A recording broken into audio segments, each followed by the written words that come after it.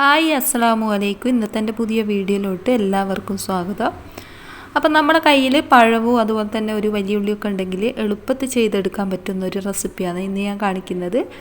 അപ്പോൾ വൈകുന്നേരം കുട്ടികൾ സ്കൂൾ വിട്ട് വരുമ്പോഴത്തേക്ക് നമുക്ക് റെഡിയാക്കി എടുക്കാൻ പറ്റുന്ന ഒരു എളുപ്പത്തിലുള്ള ഒരു റെസിപ്പിയും കൂടിയാണ് ഇട്ടത്. അപ്പോൾ ഇതെങ്ങനെ ചെയ്യുന്നത് ഞാൻ കാണിച്ചു തരാം. അപ്പം ഞാനിവിടെ ഇതേപോലത്തെ 3 പഴം എടുത്തിട്ടുണ്ട്. അതുപോലെ തന്നെ വെല്ലുള്ളിയാണ് കേട്ടോ. അധികം പഴുക്കാത്തതുമല്ല അധികം പഴുത്തതുമല്ല കേട്ടോ, ഒരു മീഡിയം ലെവലിലുള്ള ഒരു പഴമാണ് കേട്ടോ. നമ്മളെ വീഡിയോ കാണുന്ന കൂട്ടുകാർ ഒന്ന് ലൈക്ക് അടിക്കാൻ മറന്നു പോകാണ്ട് ഒരു ലൈക്ക് കൊടുത്തേക്കണേ. അപ്പം നമ്മൾ ഇതെങ്ങനെ ചെയ്യുന്നതെന്ന് കാണിച്ചു തരാം.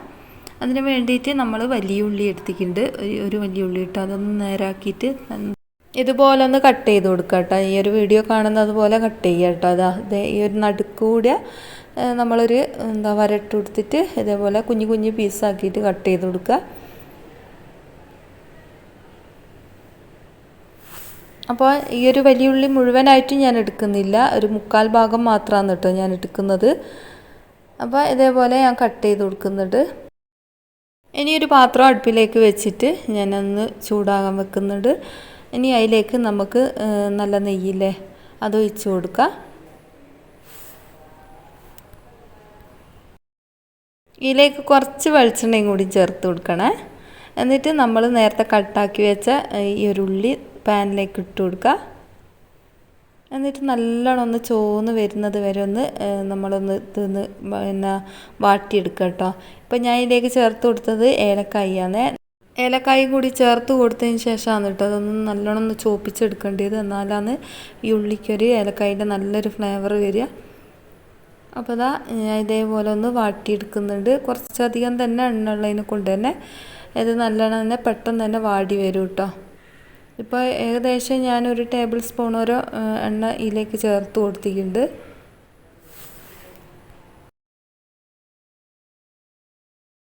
ഇനി ഇതിലേക്ക് ഞാൻ 1 ടീസ്പൂണ് കരിഞ്ജീരകവും കൂടി ചേർത്ത് കൊടുക്കുന്നുണ്ട്. കരിഞ്ജീരകവും ഏലക്കായും അതുപോലെ തന്നെ ഈ വലിയുള്ളിയും കൂടി വരുന്ന സമയത്ത് നല്ലൊരു ഒരു മണമായിരിക്കും കേട്ടോ. അപ്പോൾ ഇങ്ങനെ ചെയ്യാത്തവരുണ്ടെന്ന് ചെയ്ത് നോക്കുക. കരിഞ്ജീരകം എന്തായാലും ചേർക്കണം, എന്നാലാണ് ഈ ഒരു റെസിപ്പിക്ക് കൂടുതലായിട്ടുള്ളൊരു ടേസ്റ്റ് വരിക കേട്ടോ. ഇങ്ങനെ ചെയ്യാത്തവരുണ്ടെന്ന് ചെയ്ത് കൊടുക്കുക. കരിഞ്ജീരകം ചേർക്കുന്നത് കൊണ്ട് തന്നെ പ്രത്യേക ഒരു ടേസ്റ്റ് ആയിരിക്കും കേട്ടോ. ഇനി ഞാൻ 4 മുട്ട ഇതിലേക്ക് പൊട്ടിച്ചൊഴിച്ച് കൊടുക്കുന്നുണ്ട്. അപ്പോൾ നിങ്ങൾക്ക് എത്ര മുട്ട വേണ്ടിയെന്ന് വെച്ചാൽ അത്ര എടുക്കുക കേട്ടോ. ഞാനിപ്പോൾ 4 മുട്ടൻ്റെ കണക്കിലാണ് ഞാനിപ്പം ഇവിടെ പറയുന്നത്. അപ്പോൾ നമ്മളെ ഉള്ളി ഇവിടെ നല്ലോണം ചോന്ന് വന്നിട്ടുണ്ട്. ചോന്ന് വന്നതിന് ശേഷം നമ്മൾ ഈ മുട്ട ഇതിലേക്ക് ഒഴിച്ച് കൊടുക്കണം കേട്ടോ.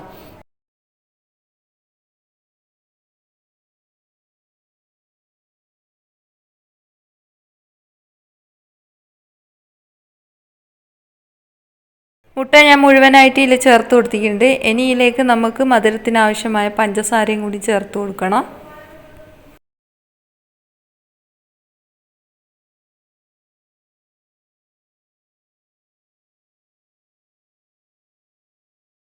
എന്നിട്ട് ഇത് നല്ലോണം ഒന്ന് ഇളക്കി കൊടുക്കുക കേട്ടോ. ആ മുട്ടയും അതുപോലെ തന്നെ പഞ്ചസാരയും കൂടി മിക്സ് ആകുന്നത് വരെ ഒന്ന് ഇളക്കി കൊടുക്കുക. ഞാനൊരു മുട്ടയും കൂടി ഇതിലേക്ക് ചേർത്ത് കൊടുത്തിന് കേട്ടോ.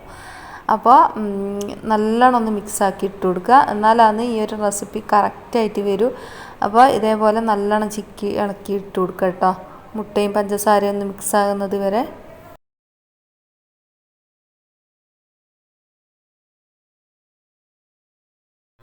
ഇതാ ഇപ്പം ഇതിവിടെ റെഡി ആയിട്ടുണ്ട്. നിങ്ങളെ കയ്യിൽ അണ്ടിപ്പരിപ്പും കിസ്മിസും ഉണ്ടെങ്കിൽ അതും കൂടി ചേർത്ത് കൊടുക്കുക കേട്ടോ. നമ്മൾ നല്ല നെയ്യിലേക്ക് ഉള്ളി ഇടുന്ന സമയത്ത് തന്നെ അണ്ടിപ്പരിപ്പും കിസ്മിസും ഇടുന്നതും നല്ലതായിരിക്കും കേട്ടോ. ഇനി ഇതൊന്ന് ഒരു സൈഡിലേക്ക് നമുക്ക് മാറ്റി കൊടുക്കാം.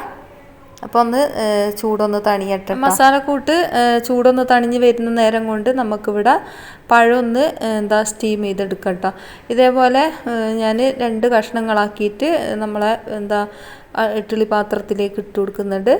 അപ്പോൾ എളുപ്പം തന്നെ നമുക്ക് വെന്ത് കിട്ടും. അപ്പോൾ ഇതേപോലെ കട്ട് ചെയ്തിട്ട് ഇട്ട് കൊടുക്കുക കേട്ടോ. പെട്ടെന്ന് തന്നെ നമുക്ക് വെന്ത് കിട്ടും. അപ്പോൾ ഇതൊന്ന് പുഴുങ്ങിയെടുക്കട്ടെ. ഇതിനിപ്പോൾ വെന്ത് വരുന്ന സമയത്ത് ഇത് സൈഡ് ഭാഗമൊക്കെ ഇങ്ങനെ പൊട്ടിയിട്ട് കാണാട്ടോ. അപ്പോൾ കറക്റ്റ് പാകത്തിനുള്ള വേവായിട്ട് വരും. അപ്പോൾ ഇതാ നമ്മളെ പഴം ഇവിടെ വെന്ത് വന്നിട്ടുണ്ട്. സൈഡിൽ കൂടിയൊക്കെ പൊട്ടിയ കാണുന്നില്ല. അപ്പോൾ ഇതൊന്ന് ഞാൻ തൊലി കളഞ്ഞെടുക്കട്ടെ. പഴത്തിൻ്റെ മുഴുവൻ തൊലിയും ഇവിടെ കളഞ്ഞെടുത്തിട്ടുണ്ട്. അപ്പോൾ ഈ ഒരു ചൂട് തന്നെ നമ്മളിതൊന്ന് ഉടച്ചെടുക്കുകയാണ് ചെയ്യുന്നത്. ഇതേപോലെ ഒരു കല്ല് വെച്ചിട്ട് നമ്മളിങ്ങനെ ചതുക്കി കൊടുക്കുക കേട്ടോ. അപ്പോൾ കറക്റ്റായിട്ട് തന്നെ നമുക്കിത് നല്ല മാവ് പരുവത്തിലായിട്ട് തന്നെ കിട്ടും. നല്ല ചൂടോടെ തന്നെ ചെയ്യണം കേട്ടോ, എന്നാലാണ് ഇതേപോലെ നമുക്ക് പെട്ടെന്ന് തന്നെ ഉടച്ചെടുക്കാൻ പറ്റും. നമ്മളെ പഴം ഇവിടെ നമ്മൾ മാവ് പരുവത്തിലാക്കി എടുത്തിട്ടുണ്ട്. ഇനി കൈൻ്റെ അടിയിലേക്ക് കുറച്ച് എണ്ണ തടവി കൊടുത്തിട്ട് ഇതേപോലെ കൈൻ്റെ അടിയിൽ വെച്ചിട്ട് പരത്തിയെടുക്കുക കേട്ടോ. ഈ ഒരു മാവ് ഇതേപോലെ പരത്തിയെടുത്തിട്ട് നമ്മളെ ഉണ്ടാക്കി വെച്ച ആ ഒരു കൂട്ടില്ലേ, ഇതിൻ്റെ നടുക്ക് വെച്ചൊന്ന് നമുക്ക് ഉരുട്ടിയെടുക്കാം.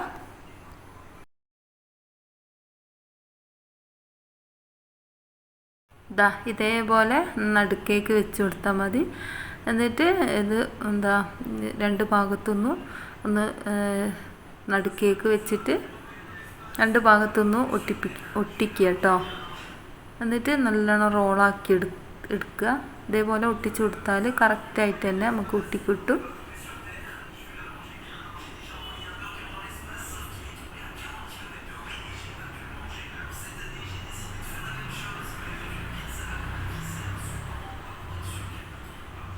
എന്നിട്ട് കൈൻ്റെ അടിയിൽ വെച്ച് തന്നെ നല്ലോണം ഉരുട്ടിയെടുക്കുക കേട്ടോ. അപ്പോൾ കറക്റ്റായിട്ട് തന്നെ നമുക്ക് ഉന്നക്കായിൻ്റെ ആ ഒരു ഷേപ്പിൽ തന്നെ കിട്ടും. അപ്പോൾ അടിപൊളിയാന്ന്. ഇങ്ങനെ ചെയ്യാത്തവരുണ്ടെന്ന് ചെയ്ത് നോക്ക്. അടിപൊളി ഉന്നക്കായാണ് കേട്ടോ. എന്നിട്ടൊന്ന് ഫ്രൈ ആക്കിയെടുക്കുക.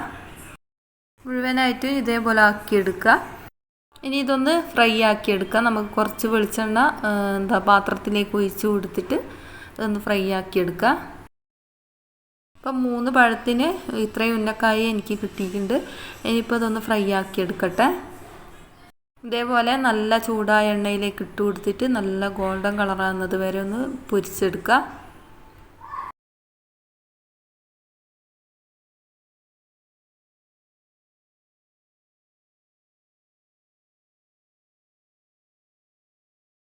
അപ്പോൾ അടിപൊളി ഉന്നക്കായി ഇവിടെ റെഡി ആയിട്ടുണ്ട്. എല്ലാവരും ഒന്ന് ട്രൈ ചെയ്ത് നോക്കുക. ഇഷ്ടമായിട്ടുണ്ടെങ്കിൽ ലൈക്ക് അടിക്കാൻ മറന്നു പോകരുത്. അതുപോലെ തന്നെ സബ്സ്ക്രൈബ് ചെയ്യാത്ത കൂട്ടുകാരുണ്ട്, സബ്സ്ക്രൈബും കൂടി ചെയ്യണേ. ഇനി അടുത്ത പുതിയ വീഡിയോയുമായി കാണാം. അസ്സലാമു അലൈക്കും.